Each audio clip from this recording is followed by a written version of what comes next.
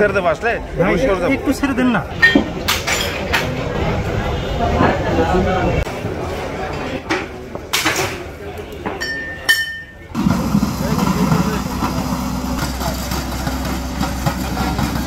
আজকে আমাদের মাদকদ্রব্য ধ্বংসকরণ অনুষ্ঠান 2025, যেটা কক্সবাজার রিজিয়নের সকল মাদক, আমরা বিগত বছর যে মাদক ধরেছি সেই মাদকগুলি আজকে আনুষ্ঠানিকভাবে আমরা ধ্বংস করলাম।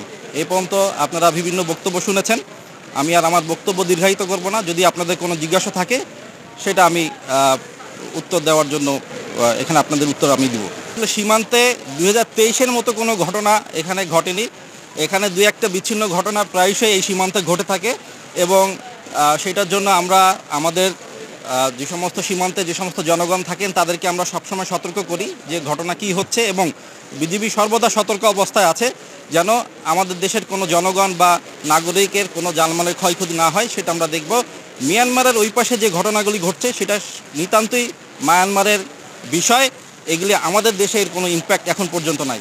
আমরা এইটা তদন্তাধীন আছে, তদন্তের পরে বলা যাবে যে সে কীভাবে গিয়েছে বা কি, বাট সে আমাদেরকে বলেছে যে সে আরাকান আর্মির সদস্য।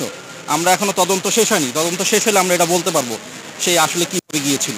এই সদস্য উনি এসে বলেছেন যে উনি আরাকান আর্মির সদস্য, সুতরাং বিষয়টা আমরা তাকে নিকটস্থ থানায় হস্তান্তর করেছি, বিষয়টা তদন্তাধীন আছেন।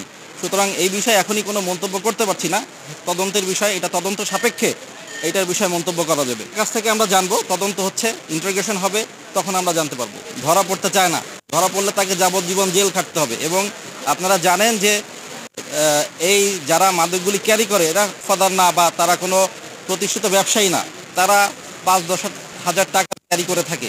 সুতরাং এই 5-10 হাজার টাকার জন্য তারা তাদের জীবনটা সারা জীবন জেলের ভাত খেতে চায় না।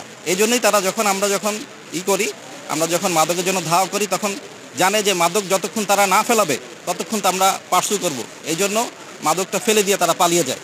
এবং অনেক ক্ষেত্রে আমরা অনেক সফলতা আছে যেখানে আমরা আসামি সহই মাদক ধরতে পেরেছি।